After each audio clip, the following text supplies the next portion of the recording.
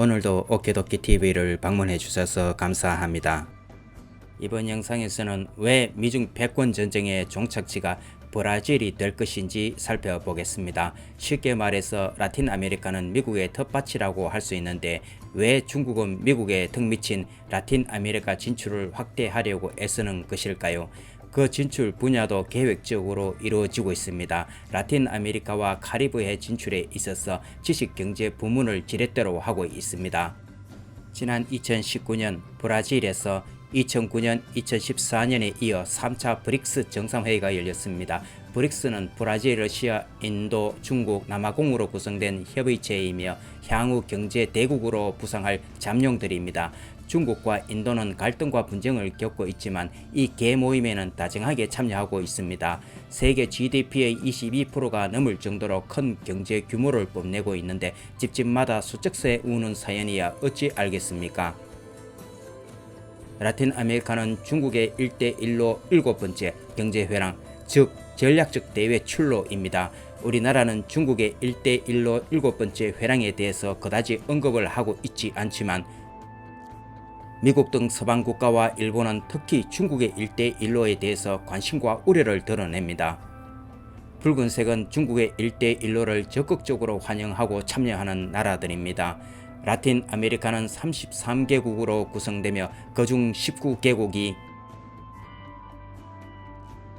스페인어와 포르투갈어를 사용합니다. 브라질과 멕시코가 라틴 아메리카 GDP의 55.1% 정도를 점유하고 있습니다. 멕시코가 라틴 아메리카의 맹주였으나 2004년 브라질이 원자재 가격 상승을 배경으로 새로운 맹주가 되었습니다. 왜 중국이 라틴 아메리카 진출을 확대하고 있는지 정리해 보았습니다.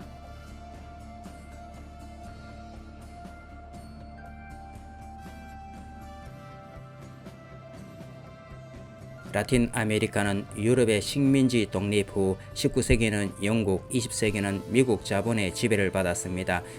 그 영향력은 지금도 지속되고 있습니다. 중국도 침략을 받은 나라로서 동병상련이랄까 정치 상황에 따라 변동이 있지만 일반적으로 붉은색은 반미 좌파 성격을 띠는 나라들입니다.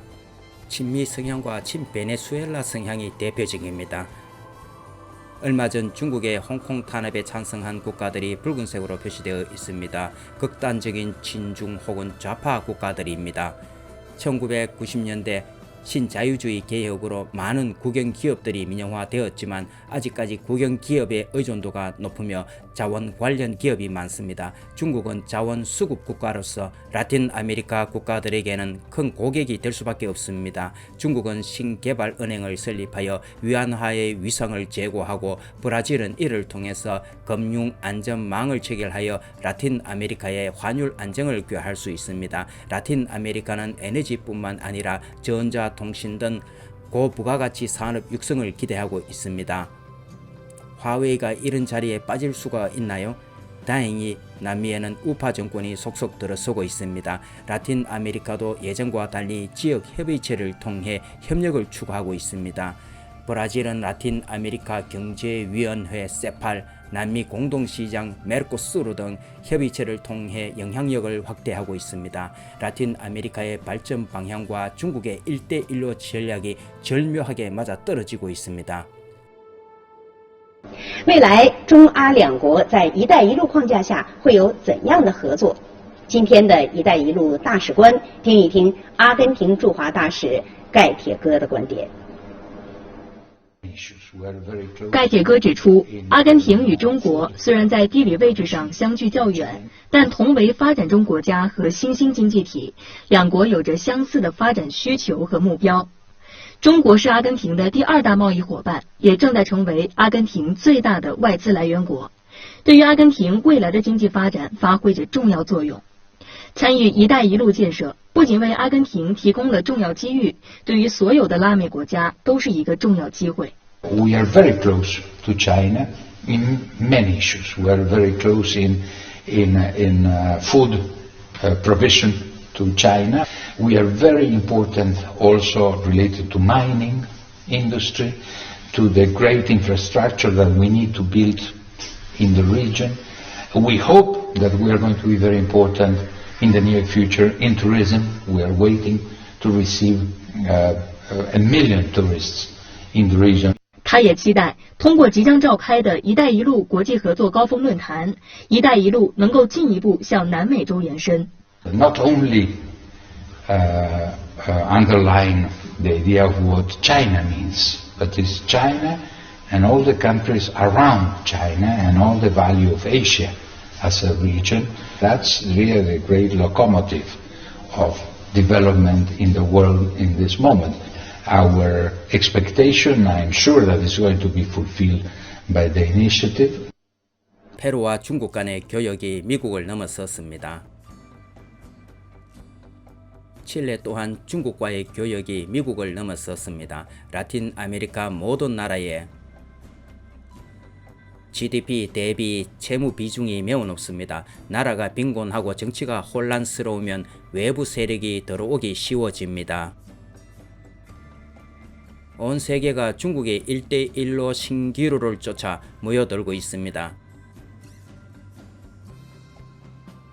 왜 라틴 아메리카가 자원 부국이면서도 빈곤의 악순환이 계속되는지 알아보겠습니다.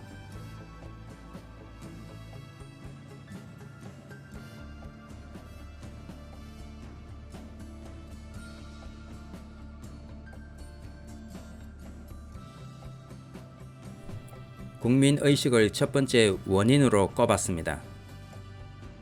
법률을 위반하면서도 버텨 나갈 수 있는 능력을 가지고 동지와 지지자들을 밀어주는 자가 성공한 정치가 이다.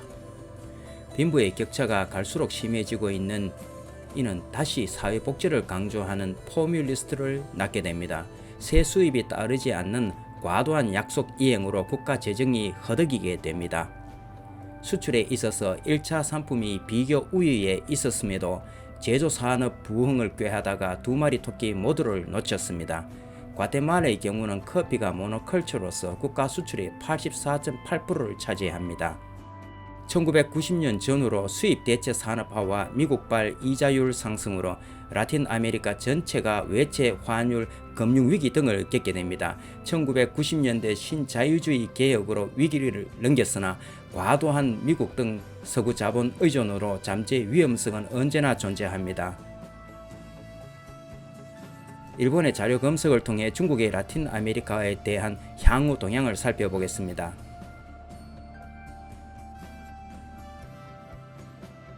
중국은 라틴 아메리카 진출에 있어서 선별적이고 실리적인 접근을 추진할 것으로 전망하고 있습니다. 향후 중국의 라틴 아메리카에 대한 동향을 추정해보면 라틴 아메리카가 필요로 하는 것, 즉 인프라 건설 등의 진출이 두드러질 것으로 예상됩니다. 필요로 하는 것을 줌으로써 미국의 경계와 예상치 못한 문제들을 피할 수 있기 때문일 것입니다. 라틴 아메리카의 사회복지 정책이 낙수 효과이며 빈곤층의 교육 지원, 도로 등 농업 기반 시설 건설에 맞추어 추진되기 때문에 이는 라틴 아메리카의 많은 나라들이 주동적으로 중국의 1대1로에 앞다투어 모이고 있습니다. 그러나 브라질 등 라틴 아메리카는 다른 한편으로는 중국의 확대를 두려워하고 있습니다.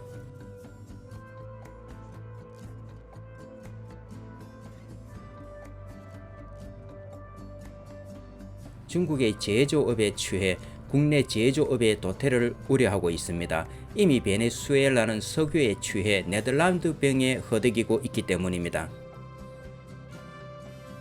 미중 패권 전쟁 속에서 라틴 아메리카의 고민은 깊어가고 있습니다.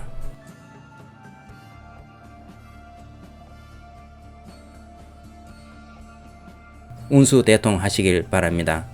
이상 오키도키 TV였습니다. 시청해주셔서 감사합니다.